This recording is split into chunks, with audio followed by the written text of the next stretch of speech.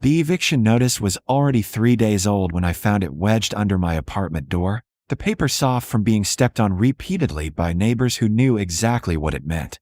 29-year-old Rachel Torres, that's me, stood in the narrow hallway of the Sacramento apartment complex where I'd lived for 4 years, still wearing my coffee-stained barista apron from the morning shift, and read the highlighted section twice before my brain would accept it. Failure to pay rent. Vacate premises within 5 days or face legal action. The number at the bottom was $4,200. 2 months' rent plus late fees, compounding daily at 12%. I'd paid what I could, $800 2 weeks ago. Everything left after my car broke down and needed a new transmission. The property manager, a sharp-eyed man named Dennis Kowalski who'd bought the building 6 months earlier, had made it clear he didn't do payment plans. Full amount or eviction. No exceptions, no sob stories. This wasn't how things were supposed to go.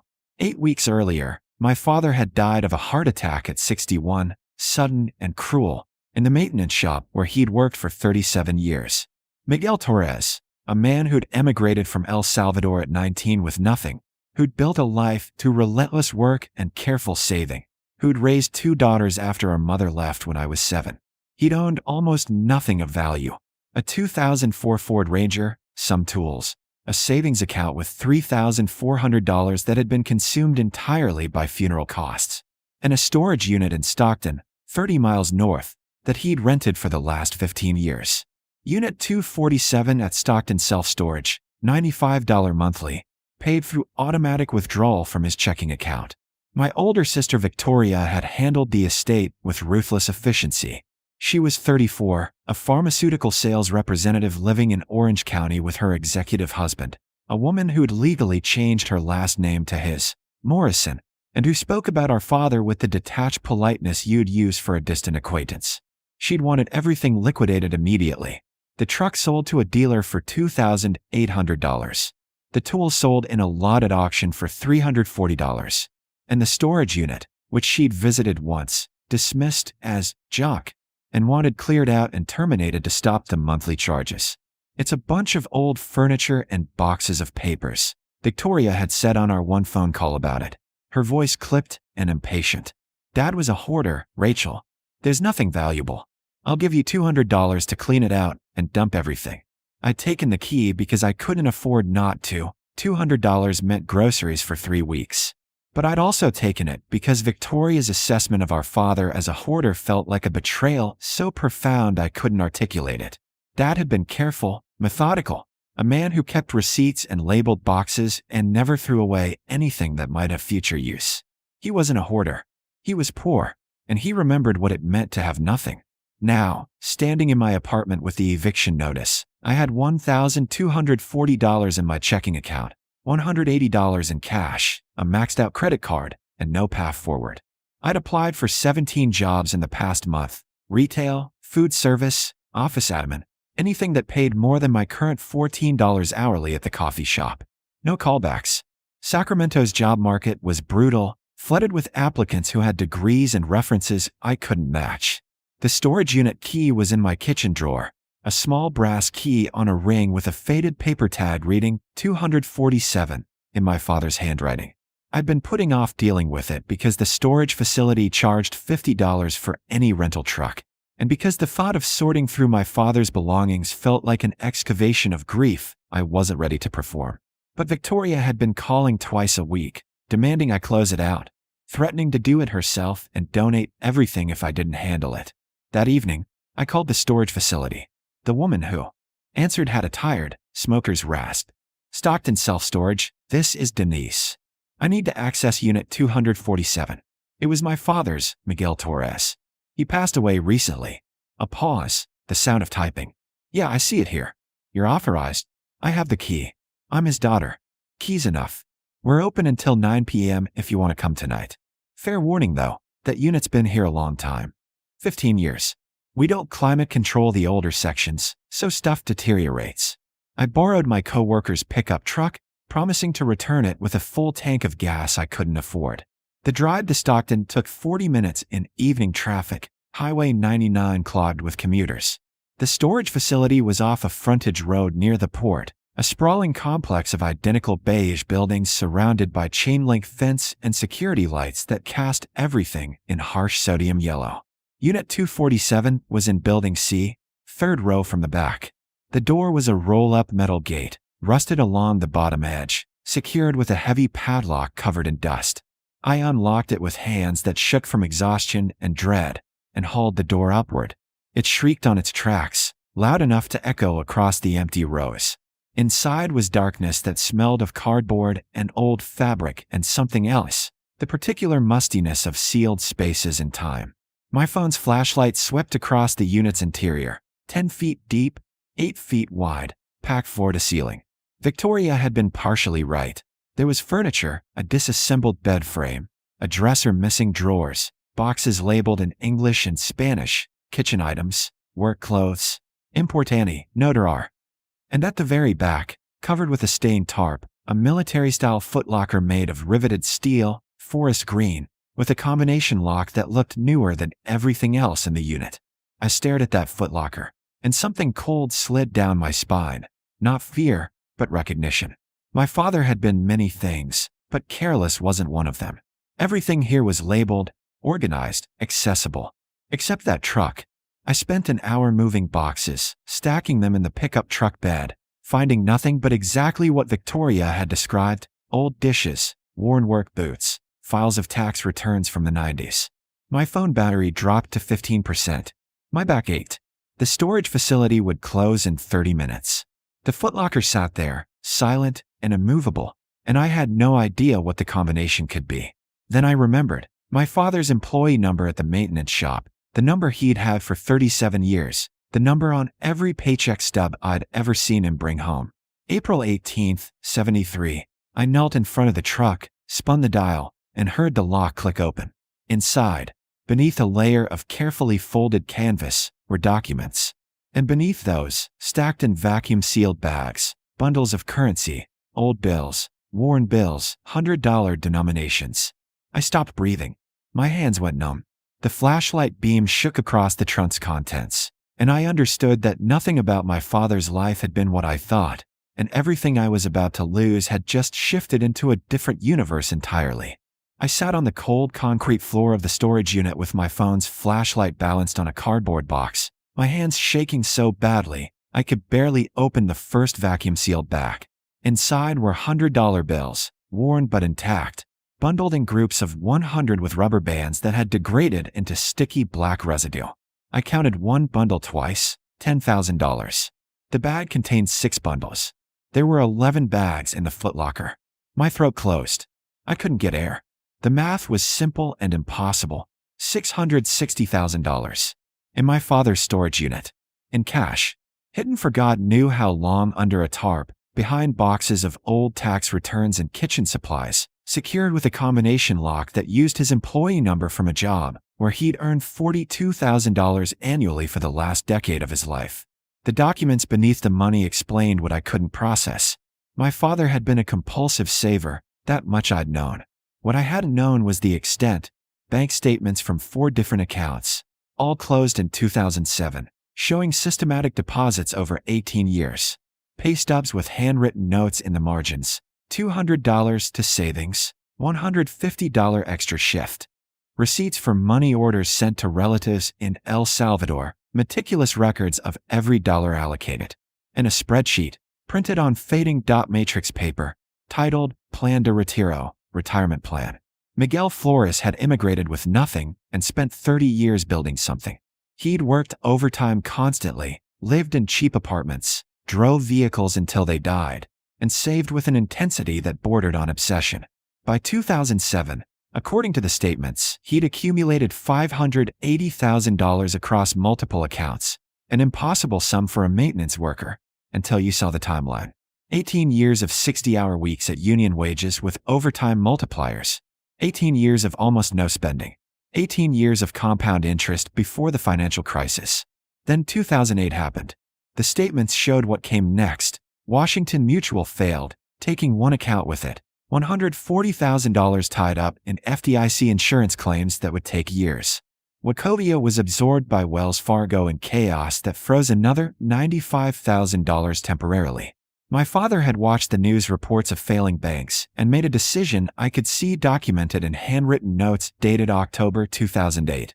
No confío en bancos. To do a efectivo. I don't trust banks. Convert everything to cash. He'd withdrawn his money systematically over 6 months, amounts just below the $10,000 reporting threshold, converting his life savings to physical currency and storing it in a footlocker in a storage unit in Stockton, where no bank collapse or financial crisis could touch it. The receipts were all there, every withdrawal documented, every money order for relatives accounted for. Nothing illegal, nothing hidden from taxes. Just profound distrust of institutions that had already failed people like him before. The final document was a letter, written in Spanish in my father's careful block printing, dated 3 weeks before he died. Rachel, if you find this, it means I didn't get to tell you in person, and I'm sorry. I should have said something sooner, but I wanted to wait until you finished school, until you were stable. This money is yours. Not Victoria's. She made her choices and married her stability. This is for you because you stayed, because you worked 3 jobs like I did, because you understand what it means to build from nothing. The combination is my employee number. The money is legal. Every dollar earned, every dollar taxed. Use it to stop working yourself to death like I did. Buy a house, start a business, go back to school, anything that gives you freedom. Don't tell Victoria unless you want to, but don't let guilt make you share what you earned by being my daughter when she chose not to be. I love you. Stay strong. Papa.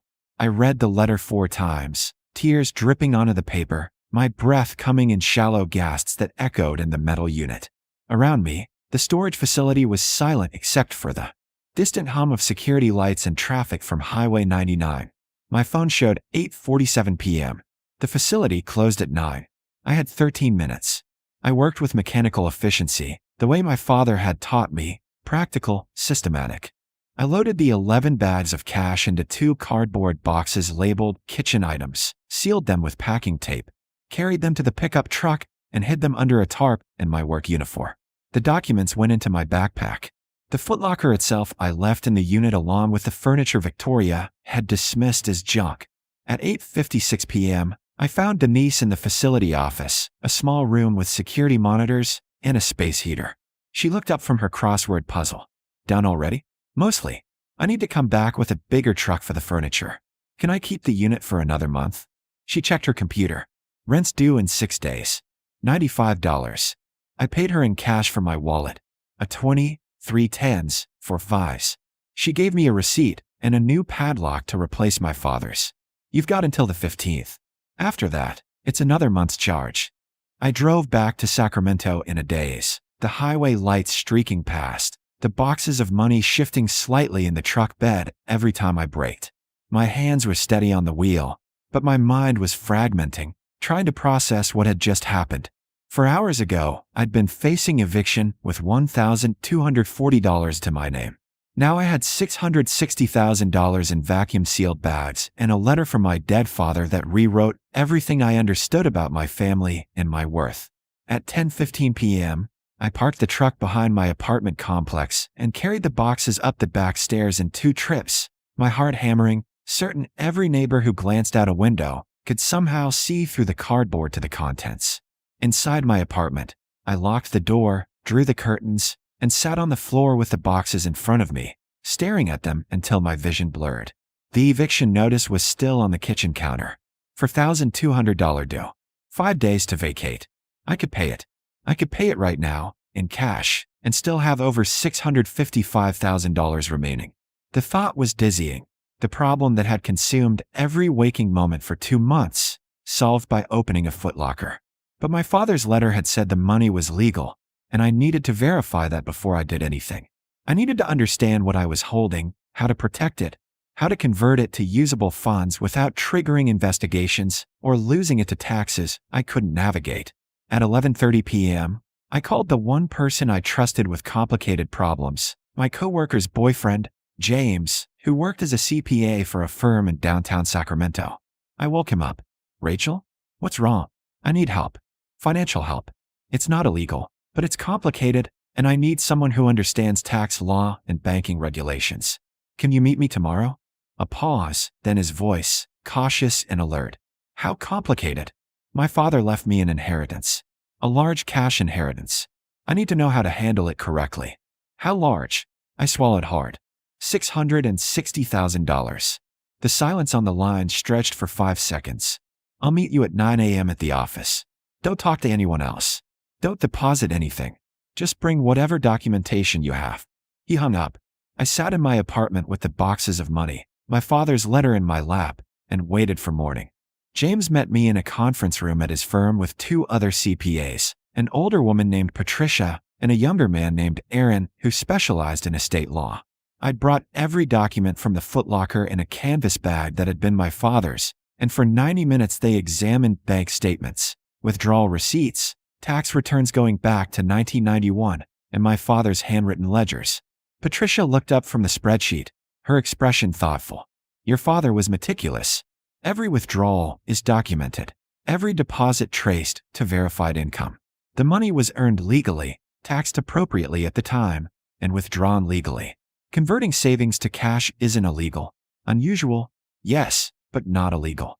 Especially in 2008 when bank failures were a legitimate concern. So I can use it. My voice came out hoarse. I can deposit it. Aaron nodded. With proper documentation, yes. We'll need to file an amended estate return showing the cash assets, pay any applicable estate taxes, which will be minimal since the federal exemption is over $11 million, and then you can deposit the funds into your accounts. The bank will file a currency transaction report for any deposit over $10,000, which is standard procedure, but with this documentation showing source and legitimacy, it's not problematic. How long will that take? Patricia glanced at James. If we prioritize this, we can have the amended estate filing done in 2 weeks. You can start making deposits immediately with a letter from our firm explaining the source and confirming we're handling the tax compliance. Most banks will accept that, especially if you establish a relationship with a private banker. The relief hit me like a physical weightlifting. What do I owe you for this? Our standard rate is $300 per hour.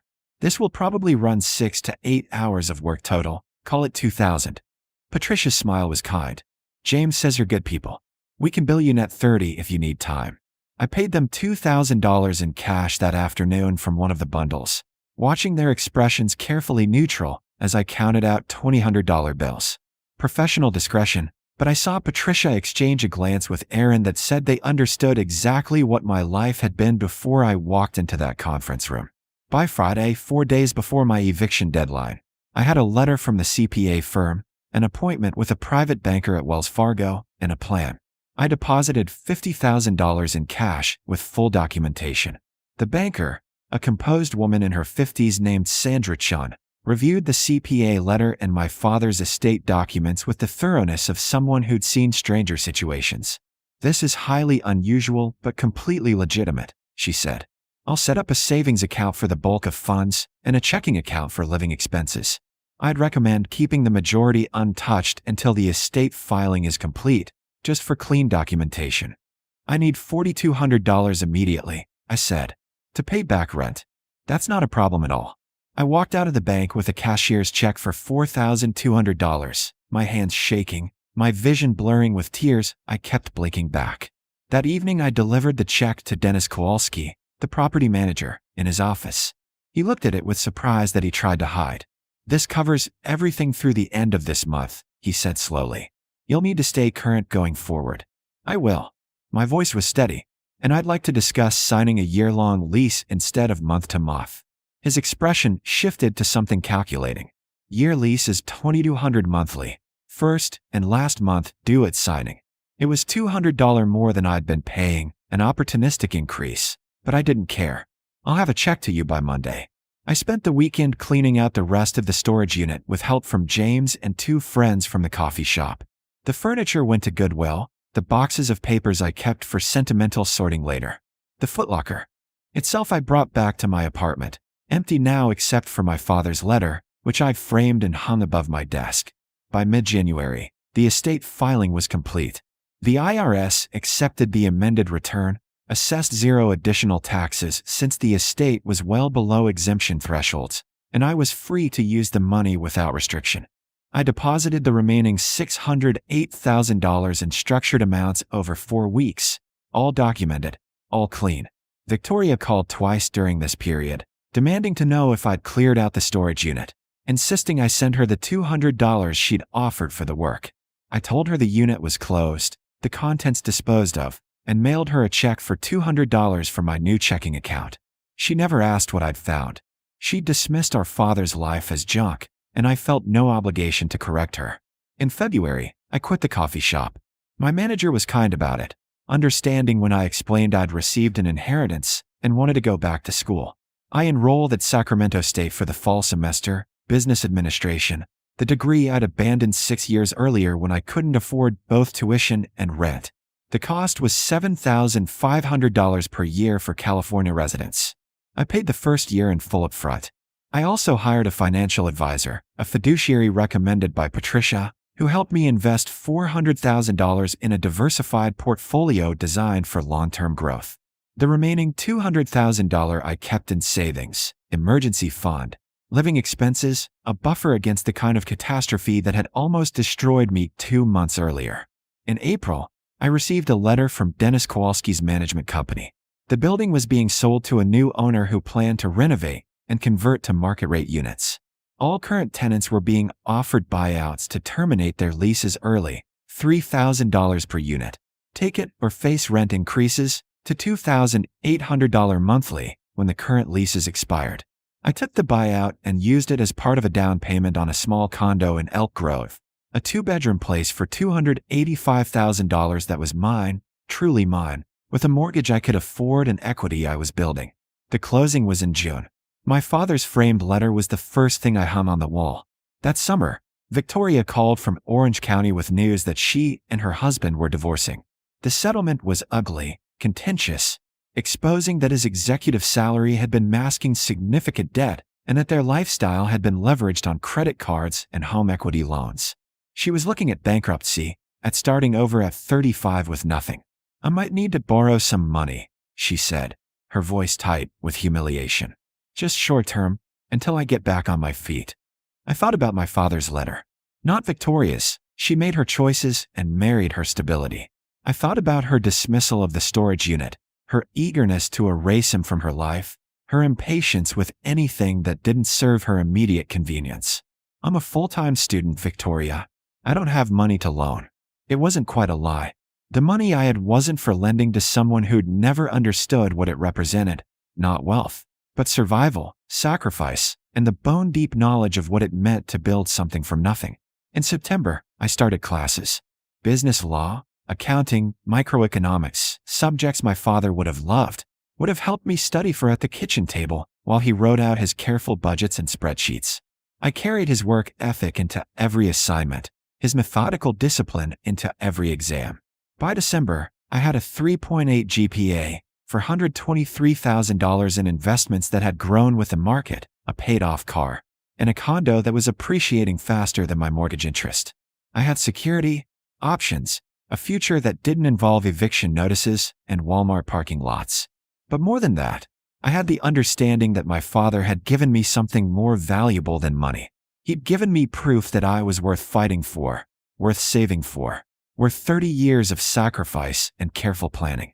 That when the world tried to strip everything away, when people like Dennis Kowalski and Victoria treated me as disposable, there was evidence, physical, tangible evidence, that I mattered. On Christmas Eve, I visited my father's grave for the first time since the funeral. Forest lawn in Covina, a simple headstone that Victoria had, insisted on splitting the cost of, and then never visit it. I brought flowers and sat on the cold grass, telling him about school, about the condo, about the investments growing steadily in accounts that bore both our names in my mind, if not legally. I found it, Papa, I said to the granite marker. The trunk, the letter, all of it. You saved me. Not just from eviction, from believing I was worth as little as people like Victoria thought. Thank you for seeing me. Thank you for choosing me. The cemetery was quiet, the late afternoon sun slanting through the trees, and I felt something settle in my chest. Not closure, because grief doesn't close, but completion. The story my father had written with his life, the ending he'd planned so carefully, had reached its intended recipient. I drove home to my condo in Elk Grove as the winter sun set over Sacramento, the city lights beginning to glow in the distance. Inside, my textbooks waited on the desk beneath his framed letter. My laptop was open to a half-finished essay on business ethics. My life, built on the foundation of his sacrifice, stretched forward with possibilities I was only beginning to imagine. The rusted storage unit was long gone, cleared and rented to someone else. The footlocker sat in my closet, empty except for the memory of what it had held. But what my father had really left me, the certainty that I was worth saving, worth believing in, that was something no eviction notice, no bankruptcy, no crisis could ever take away. I'd been ruined and rebuilt, and the person I'd become in the process was someone my father would have recognized, strong, careful, methodical, and absolutely certain that survival was only the beginning of the story, never the end.